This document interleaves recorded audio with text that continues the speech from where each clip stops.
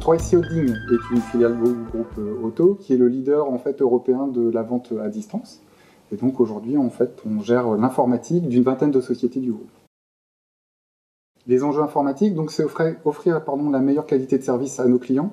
Donc l'objectif, c'est que nos clients puissent se concentrer sur la vente et nous, en fait, mettre en œuvre les moyens informatiques qui permettent d'assurer la vente dans les meilleures conditions possibles.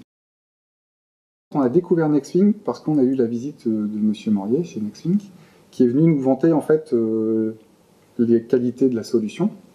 Donc mon collègue et moi à l'époque, on avait été très emballés par les performances de l'outil. Sur le papier, c'était très beau, mais il fallait voir si concrètement ça répondait exactement à ce qu'on avait pu nous vendre.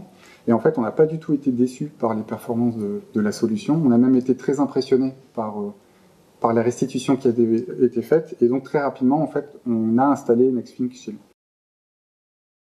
Alors au quotidien, on l'utilise pour beaucoup de choses.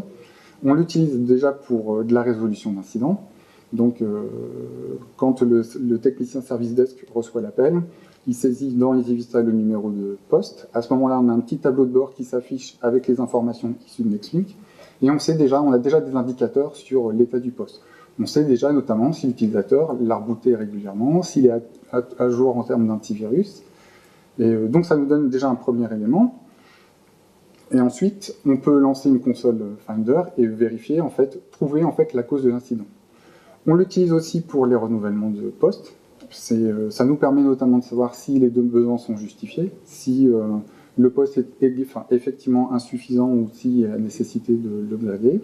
Si je prends un exemple, il y a 3 ou 4 ans, on avait des problèmes de performance sur une application.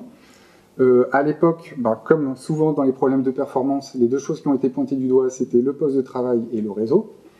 Donc on a investi 10 000 € pendant des barrettes mémoire, sans être persuadé que ça allait apporter une solution, et puis finalement ça n'a pas fonctionné. Alors qu'aujourd'hui, ces problématiques-là, on les rencontre encore au jour d'aujourd'hui, mais avec Nexfink, on est capable de démontrer très simplement que le problème il n'est pas lié au poste de travail, que le problème il n'est pas lié au réseau, et en plus on peut donner des pistes pour que les experts puissent creuser et apporter une solution qui soit pérenne et qui réponde vraiment aux besoins du client.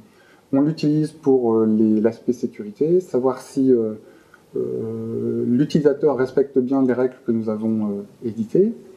On l'utilise pour nos projets de migration, c'est-à-dire cibler les populations qui sont concernées, mesurer les impacts, les risques éventuels qu'il pourrait y avoir en faisant les modifications.